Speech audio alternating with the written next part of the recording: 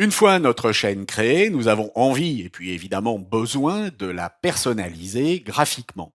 Nous allons donc, à partir de la page de notre chaîne, cliquer sur Personnaliser la chaîne. Je vous rappelle que vous arriverez sur cette page de gestion de votre chaîne en cliquant sur la photo de votre profil et en sélectionnant le premier article, votre chaîne. Lorsque vous allez cliquer sur Personnaliser la chaîne, un nouvel onglet va s'ouvrir.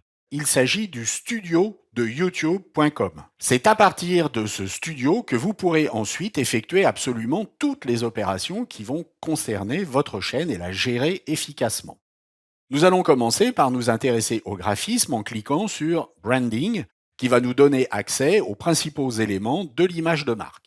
Et nous allons commencer par importer une photo. Si vous importez une photo d'une personne, il n'y a pas vraiment de problème. Mais lorsque vous allez importer un logo, il va falloir prendre une précaution. La taille recommandée est de 98 pixels par 98 pixels, mais nous allons travailler sur la taille maximale de 800 par 800 de façon à avoir une définition correcte. Et nous allons mettre en place notre logo. Vous voyez que le logo va se trouver positionné au moment de son import dans un cercle. Et le recadrage automatique de YouTube va faire en sorte que vous ne pourrez pas le réduire dans YouTube. C'est la raison pour laquelle la précaution à prendre est tout simplement sur votre image de placer le logo en beaucoup plus petit au centre de façon à ce que le cercle ne le coupe pas.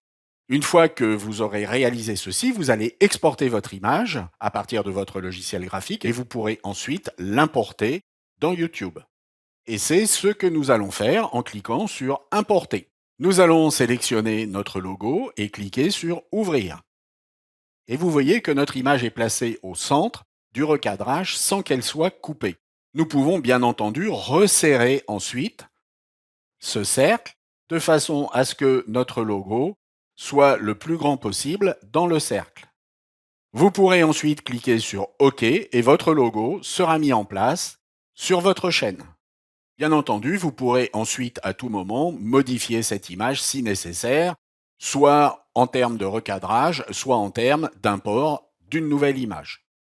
N'oubliez pas un dernier point très important, après toute modification effectuée sur la personnalisation de votre chaîne, comme également sur d'autres saisies d'informations, il faudra, pour valider ce que vous avez fait, cliquer à chaque fois sur Publier.